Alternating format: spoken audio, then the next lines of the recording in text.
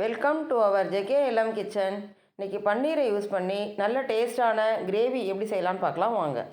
First time நம்ம சேனலில் பார்க்குறவங்களா இருந்தால் சப்ஸ்கிரைப் பண்ணி பெல் பட்டனை கிளிக் பண்ணி ஆல்ன்ற ஆப்ஷனையும் கிளிக் பண்ணிக்கிட்டா நான் போடுற வீடியோஸ் உங்களுக்கு உடனே நோட்டிஃபை ஆகும். பன்னீர் கிரேவி செய்ய பேனில் 2 ஸ்பூன் எண்ணெய் ஆட் பண்ணிக்கலாம். எண்ணெய் சூடானதுக்கப்புறம் 2 பெரிய வெங்காயம் கட் பண்ணியிருக்கேன், அதை ஆட் பண்ணிக்கிறேன். 1/2 ஸ்பூன் உப்பு ஆட் பண்ணிக்கலாம். ஸ்டவ்வை ஹை ஃப்ளேம்லேயே வச்சு நல்லா வதக்கிக்கலாம்.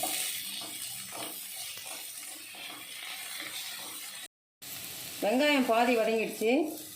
1/2 ஸ்பூன் இஞ்சி பூண்டு பேஸ்ட்டு ஆட் பண்ணிக்கலாம். இஞ்சி பூண்டு பேஸ்ட் ஆட் பண்ணதுக்கப்புறம் ஸ்டவ்வை மீடியம் ஃப்ளேமில் வச்சு நல்லா வதக்கிக்கலாம்.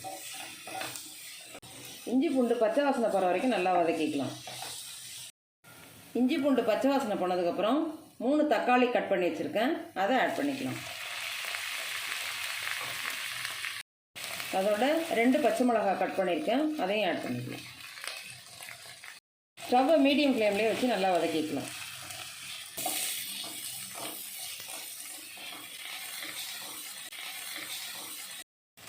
ஸ்டவ்வை மீடியம் ஃப்ளேமில் வச்சு 1 நிமிஷம் குக் பண்ணிக்கிட்டோம். இப்போ ஸ்டவ்வை லோ ஃப்ளேமுக்கு மாற்றி க்ளோஸ் பண்ணி குக் பண்ணிக்கலாம். க்ளோஸ் பண்ணி 3 நிமிஷம் குக் பண்ணிக்கிட்டோம். இப்போ ஸ்டவ் ஆஃப் பண்ணிக்கலாம். நம்ம வதக்கினதை நல்லா ஆற வச்சுக்கலாம். நல்லா ஆறினதுக்கப்புறம் மிக்ஸி ஜாரில் ட்ரான்ஸ்ஃபர் பண்ணிக்கலாம். நல்லா நைஸாக அரைச்சிக்கலாம். நல்லா இந்த அளவுக்கு நைஸாக அரைச்சிக்கிட்டோம். பேன் சூடானதுக்கப்புறம் 3 ஸ்பூன் எண்ணெய் ஆட் பண்ணிக்கலாம்.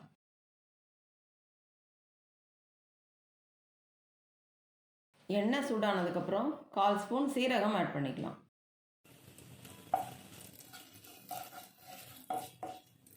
சீரகம் உடனே வதங்கிடும். 1 ஸ்பூன் தனி மிளகாய் தூள், அதோடு நம்ம அரைச்சி வச்சுருக்க பேஸ்ட்டையும் ஆட் பண்ணிக்கலாம்.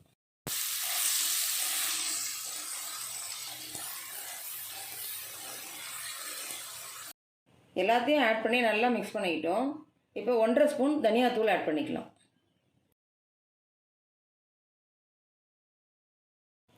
1/4 ஸ்பூன் மஞ்சள் தூள் ஆட் பண்ணிக்கலாம். எல்லாம் ஆட் பண்ணதுக்கப்புறம் நல்லா மிக்ஸ் பண்ணிக்கலாம்.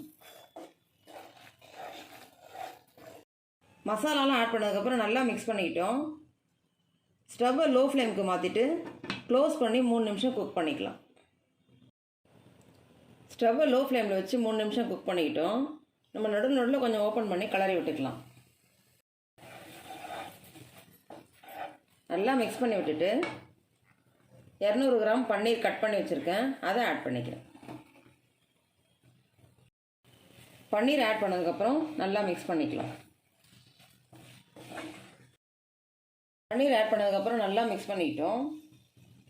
தேவையான அளவு பச்சை பட்டாணி ஆட் பண்ணிக்கலாம்.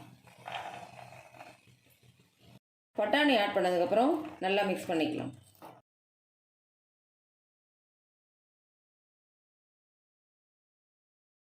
இப்போது 1 கப் அதாவது 250 மில்லி தண்ணி ஆட் பண்ணிக்கலாம். தண்ணி ஆட் பண்ணதுக்கப்புறம் ஸ்டவ்வை ஹை ஃப்ளேமில் மாற்றி நல்லா மிக்ஸ் பண்ணிக்கலாம். ஸ்டவ்வை ஹை ஃப்ளேம்லேயே வச்சுட்டு க்ளோஸ் பண்ணி 5 நிமிஷம் குக் பண்ணிக்கலாம். நடுவில் கொஞ்சம் கிளறி விட்டுக்கலாம். ஸ்டவ்வை ஹை ஃப்ளேமில் வச்சு 5 நிமிஷம் கொதிக்க வச்சுட்டோம். இப்போ ஸ்டவ்வை லோ ஃப்ளேமுக்கு மாற்றி 5 நிமிஷம் கொதிக்க வச்சுக்கலாம். ஸ்டவ்வை லோ ஃப்ளேமுக்கு மாற்றி 5 நிமிஷம் கொதிக்க வச்சுட்டோம். பொடியான நறுக்கின கொத்தமல்லி தழையை தூவி ஸ்டவ் ஆஃப் பண்ணிக்கலாம். பன்னீரை யூஸ் பண்ணி நல்ல டேஸ்டான கிரேவி ரெடி பண்ணிட்டோம். இந்த வீடியோ உங்களுக்கு பிடிச்சிருந்தா லைக் பண்ணுங்கள், கமெண்ட் பண்ணுங்கள், ஷேர் பண்ணுங்கள், மறக்காமல் சப்ஸ்கிரைப் பண்ணுங்கள்.